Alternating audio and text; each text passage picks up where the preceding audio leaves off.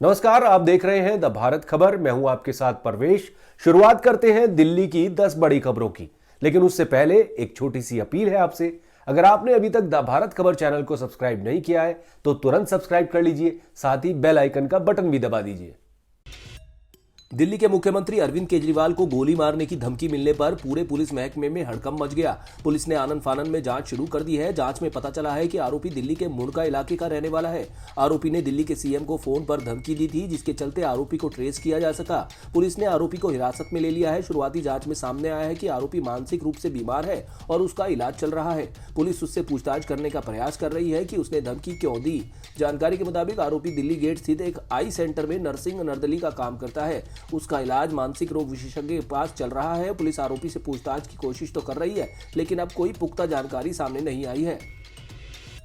दिल्ली के मुख्यमंत्री अरविंद केजरीवाल को दिल्ली के लोगों की तरफ से दिल्ली जल बोर्ड से पानी का गलत बिल भेजे जाने की कई बार शिकायत मिली थी, जिसके बाद सीएम ने डीजेबी के उपभोक्ताओं को सलाह दी है कि आपको भी लगता है कि बिल ज्यादा आ रहा है तो अभी पानी का बिल मत भरिए, बस थोड़ा इंतजार कीजिए। पानी का बिल ठीक करने के लिए जल्द ला रहे हैं हम माफी योजना। दरअसल दिल्ली में ज्यादातर डीजेबी के उपभोक्ताओं की शिकायत है कि उनके पानी का बिल बहुत ज्यादा आ रहा है। ये शिकायतें लगातार अरविंद केजरीवाल को मिल रही थी। दिल्ली में प्रदूषण की समस्या से निपटने के लिए केजरीवाल सरकार अलर्ट मोड में आ गई है। इसी संदर्भ में सोमवार को real time source apportionment study की सुपर साइट और मोबाइल वैन को मुख्यमंत्री अरविंद केजरीवाल ने लॉन्च किया।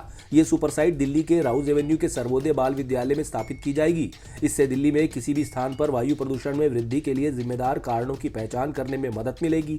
सुपर साइट डेटा के आधार पर वायु प्रदूषण के स्तर का पूर्वानुमान लगाने में भी मदद करेगा। ये पूर्वानुमान दिल्ली सरकार को प्रदूषण को नियंत्रण करने के लिए सक्रिय कदम उठाने और प्रदूषण नियंत्रण मानदंडों का अनुपालन सुनिश्चित करने के लिए संसाधन आवंटित करने में सक्षम बनाएंगे। इस तरह की परियोजना से दिल्ली वायु प्रदूषण का वास्तविक समय पर स्रोत की पहचान करने वाला देश का पहला शहर बनेगा। रियल टाइम सोर्स अपोर्शनमेंट परियोजना दिल्ली में किसी भी स्थान पर वायु प्रदूषण में वृद्धि के लिए जिम्मेदार कारकों की पहचान करने में मदद करेगी।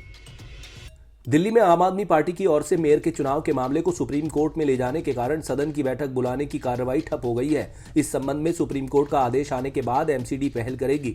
दरअसल महापौर, उपमहापौर और स्थायी समिति के 6 सदस्यों के चुनाव के लिए सदन की बैठक बुलाने की पहल एमसीडी को करनी होती है और इसके साथ ही उपराज्यपाल सदन की बैठक की तिथि तय करते हैं। एमसीडी की पहल पर महापौर, उपमहापौर और स्थायी समिति के 6 सदस्यों के चुनाव के लिए गत 24 जनवरी को सदन की बैठक बुलाई गई थी, लेकिन इस बैठक में पार्षदों को शपथ दिलाने के बाद हंगामा हो गया।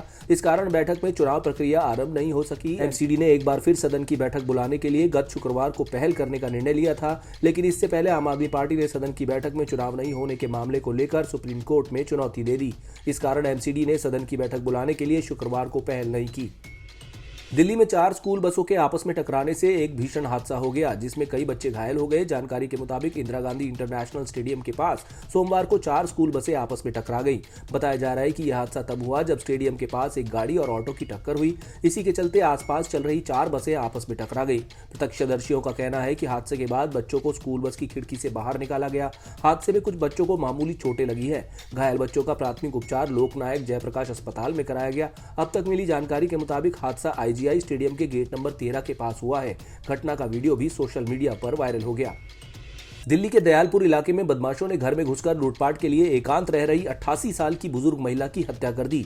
बुजुर्ग विरोध न कर पाए, उसके लिए बदमाशों ने उनके मुंह, हाथ और पैरों को कपड़ों से बांध दिया।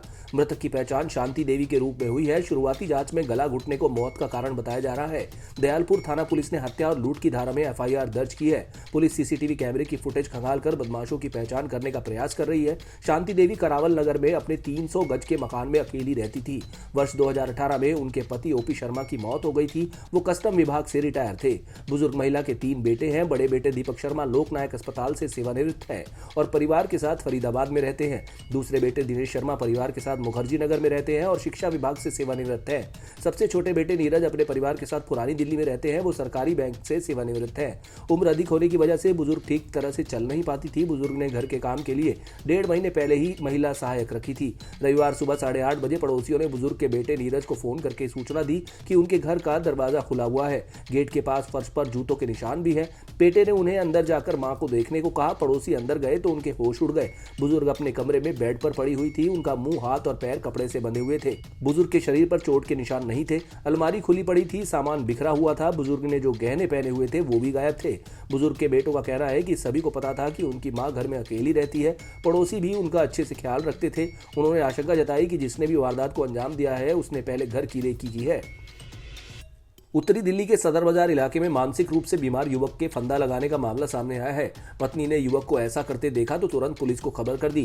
फिर क्या था, कॉल को तुरंत फ्लैश कर दिया गया। पास में मौजूद सदर बाजार थाने का स्टाफ चंद ही मिनटों में वहां पहुंच गया। तुरंत युवक को फंदे से उतारकर नजदीकी बाड़ा हिंदूराव अस्पताल ले जाया गया। समय पर अस्पताल ले जाने पर उसकी जान बच गई। फिलहाल युवक का अस्पताल में इलाज जारी है, उसकी हालत स्थिर है। परिजन पुलिस को धन्यवाद करते नहीं थक रहे। सदर बाजार थाना पुलिस युवक के परिवार से पूछताछ कर मामले की छानबीन में जुटी है। दिल्ली पुलिस ने सुप्रीम कोर्ट को बताया है कि 2021 के दौरान राष्ट्रीय राजधानी में धार्मिक सभाओं में दिए गए नफरत फैलाने वाले भाषण के मामले में उसकी जांच काफी हद तक पूरी हो चुकी है। वो जल्द ही कोर्ट में इस पर अंतिम जांच रिपोर्ट फाइल करेगी। दिल्ली पुलिस की ओर से पेश अतिरिक्त सॉलिसिटर जनरल KL नटराज की दलीलों को सुनने के बाद CJI DY Chandrachud, justice PS Narasimha और जस्टिस JB पारदीवाला की पीठ ने कहा कि वो मामले की सुनवाई 3 हफ्ते बाद करेंगे। हेट स्पीच का एक मामला दिसंबर 2021 में एक मीडिया चैनल के संपादक से जुड़ा है। सुप्रीम कोर्ट ने इसे लेकर भी दिल्ली पुलिस से एक हलफनामा दायर करने को कहा है। कोर्ट ने इस मामले को लेकर अधिकारियों द्वारा अब तक उठाए गए कदमों का ब्यौरा मांगा है। इससे पहले सॉलिसिटर जनरल तुषार मेहता ने पीठ को बताया था कि जस्टिस नरसिम्हा संबंधित मामलों में से एक में खुद वकील के रूप में पेश हुए थे। इसके अलावा मेहता ने नफरत भरे भाषणों के मुद्दों पर एक टीवी चैनल के खिलाफ दायर एक अलग याचिका का भी उल्लेख किया। उन्होंने आग्रह किया कि इस मामले को भी सुनवाई के लिए एक साथ सूचीबद्ध किया जाए। दिल्ली मेट्रो में स्मार्ट कार्ड रिचार्ज करने के लिए यात्री अब एयरटेल पेमेंट्स बैंक का भी इस्तेमाल कर सकेंगे।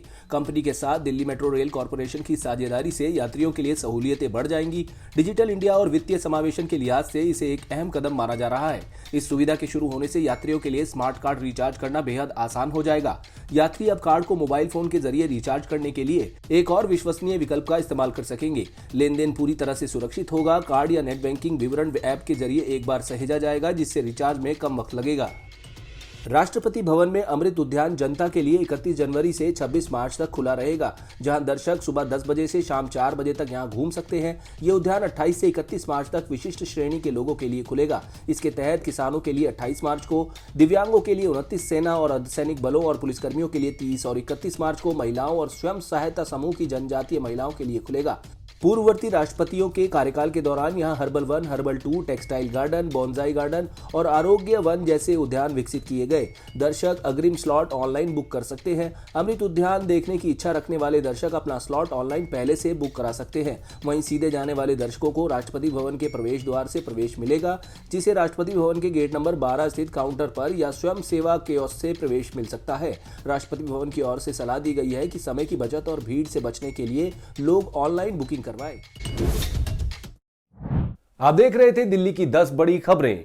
अगर आपको हमारी ये खबरें पसंद आई तो लाइक कीजिए, कमेंट कीजिए और इसे अपने दोस्तों के साथ व्हाट्सएप पर शेयर कीजिए। नमस्कार।